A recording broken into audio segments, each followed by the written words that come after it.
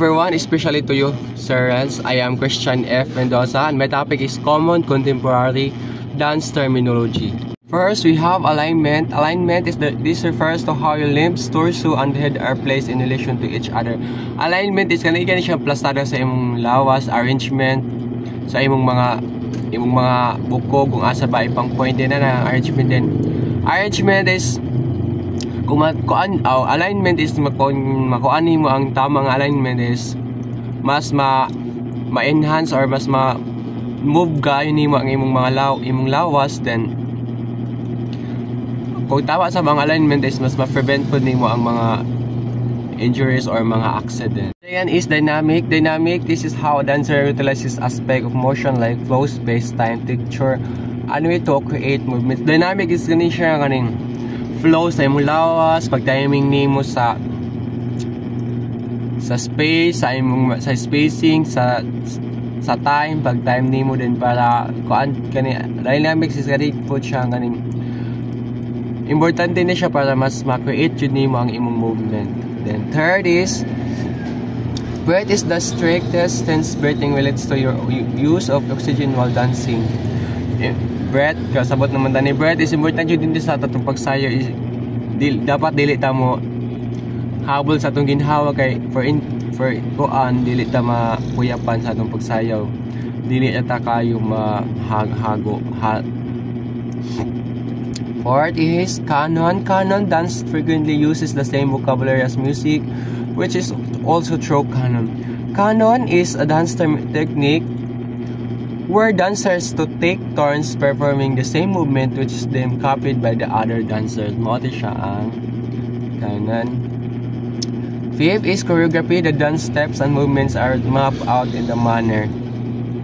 Choreography isa ni siya ang dance step. Mga dance step gapon nimo like for example, musayaw ka og ang imong sayawon is hip hop, then ang imong choreography is dapat jud pang hip hop. Ang imong choreography dili dapat pang folk dance kay dili na siya haom sa imong choreography kung ina na imong buhaton. Then 6 is gesture. A gesture is a movement that expresses an emotion or direction without shifting the body's weight and is a component of the critically of contemporary dance. Gesture is kaning movement mag-expresses sa imong mga feelings, sa imong like musayaw ka og contemporary, so damo jud siya music. Ang musika na is luya, pinaluya din dapat ang imong gesture na pinaluya sa, then dapat go with the flow jud ka sa music. Then 7 is flow. Flow, this is the characteristic of a movement like when someone is characteristics of movement.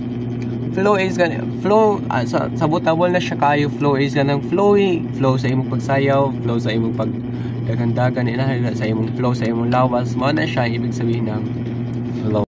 8. Intention. Intention refers to the dancer purpose or focus behind their movement. It represents the internal motivation, emotion, or idea that drives a specific movement or sequence. 8. Isolation. Isolation refers to the technique of moving one part of the body independently from the rest. It involves focusing on and controlling a specific body part such as head, shoulders, rib cage, or hips, while the other parts remain still or move minimally. Next, motive. Motive refers to the specific movement or sequence of movement that is repeated or developed throughout a performance or piece. It can be a small, distinct gesture, phrases, or set of movements that carry meaning or thematic significance. Next, space. Space refers to the area in which the dancer moves, and it encompasses several elements: the physical space or the stage or performance area, the relationship between the dancer and that space, and the movement within it. Next, texture refers to the quality or feeling of a movement which can convey different emotion or physical state. It describes how the movement feels or it performed, whether it's smooth, sharp, fluid, jog, heavy, light, tense, or relaxed. Next, time. Time refers to the rhythmic and temporal aspect of movement, including how long movement lasts, their speed, and their relationship to music or silence. Last, rate.